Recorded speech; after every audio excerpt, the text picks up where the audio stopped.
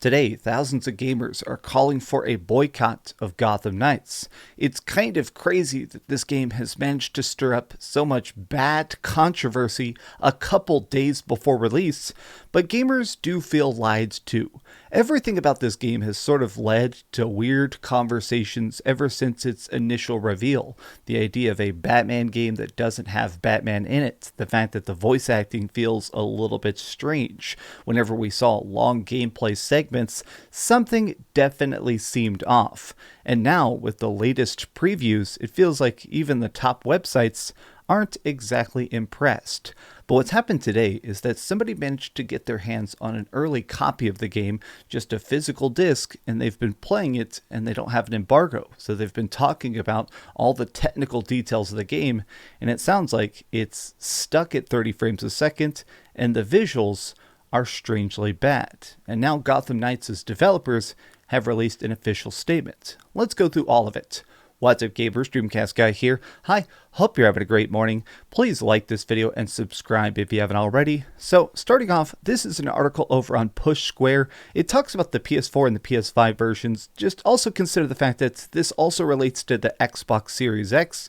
Before Gotham Knights came out, they were claiming that this is a game that needed to be current gen only. It could not run on the PlayStation 4. It needs to be on the PlayStation 5 or the Series X to really maximize the power of the consoles. And yet now we know it only runs at 30 FPS. Everybody's been sort of criticizing the fact that there's been this weird cross-gen, that every game coming to PS4 and PS5, it feels like people have been worried that it would be held back, that games that could be more maximizing the potential of the PlayStation 5 or the Series X are downgraded themselves in an effort for higher sales numbers.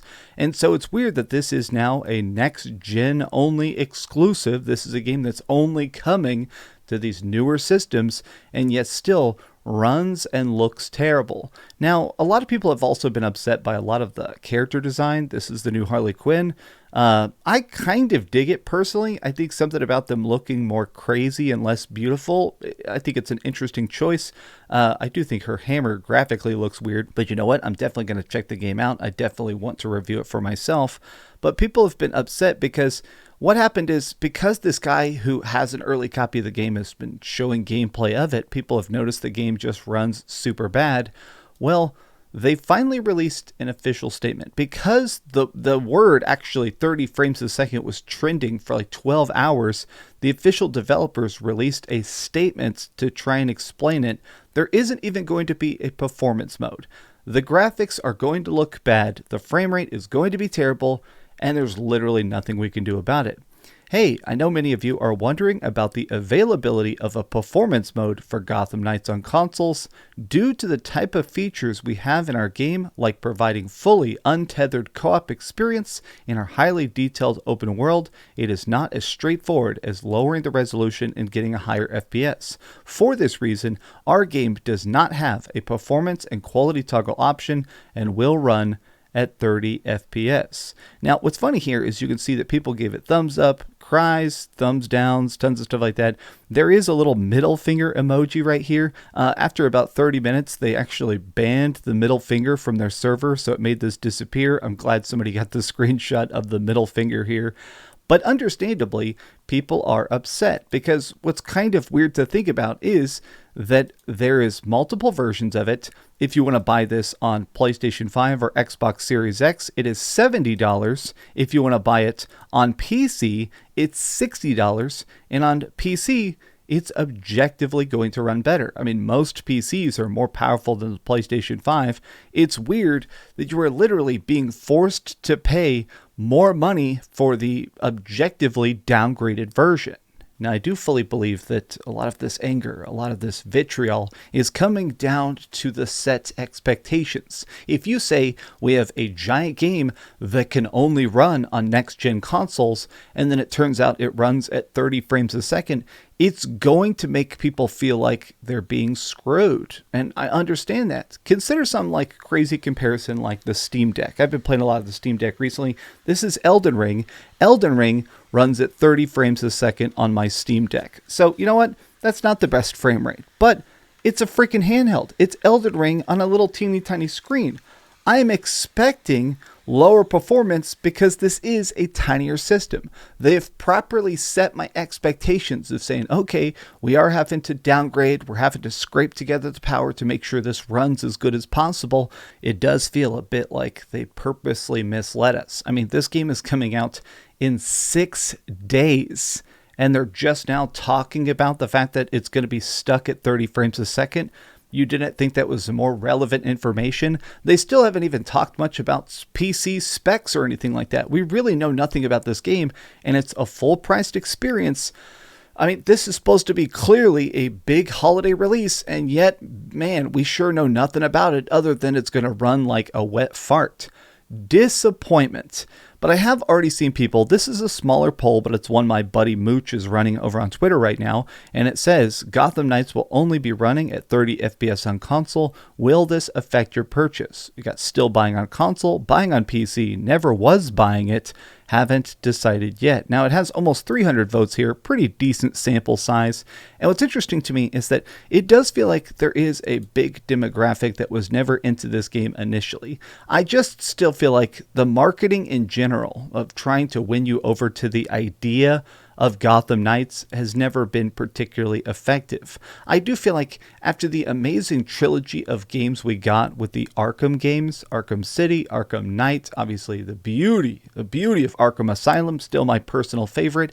It's bizarre that they figured, okay, let's go way, way bigger. More characters, co-op, let's do everything except Batman. I guess I sit here a bit conflicted because I really, really, really wanted Gotham Knights to be great, and it might still be that, but from everybody I have personally talked to, it sounds like this game is going to be a little bit of a dumpster fire. Technologically, voice acting wise, combat wise, talent tree wise, it just sounds like this is a game that I think they probably made it with the best intentions. I don't think that this is a bad game because they hate Batman. I get the idea that it's a rushed launch. I definitely get the vibe that this is something that's probably needed an extra 3 or 4 months of work. Once they do some patches, once this game goes on sale, it's probably going to be a very good deal. But it just feels weird that going into the holiday season with a 30 FPS game, I certainly feel spoiled. I mean, I've been playing so much stuff on my PS5. So many of these games run over 60 frames a second. Some things like Spider-Man can run at 100 frames a second, and they look great. Whenever you start to experience over 60 frames a second, you realize how beautiful that is, not just for action games, but just in general. Gaming looks better at a higher frame rate. This weekend, I've been playing a lot of Warhammer Dark Tide, and this game looks utterly glorious on my PC. And definitely when it comes to this fast, crazy combat with a billion characters on screen, higher frame rate is better. So even that feels weird. The fact that they're claiming because it's co-op, it has to be lower frame rate, and yet other co-op games manage to be fine. I don't know. This seems like it's just a rush job. I pity the developers.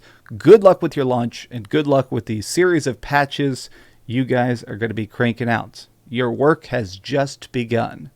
But what do you guys think about this? Is 30 frames a second a complete deal breaker to you, or is this just a big nothing burger? Tell me your thoughts in the comments down below, and if you enjoyed this video, give it a big old thumbs up, share with your friends, and subscribe if you haven't already. But do me the biggest favor of all, and keep dreaming.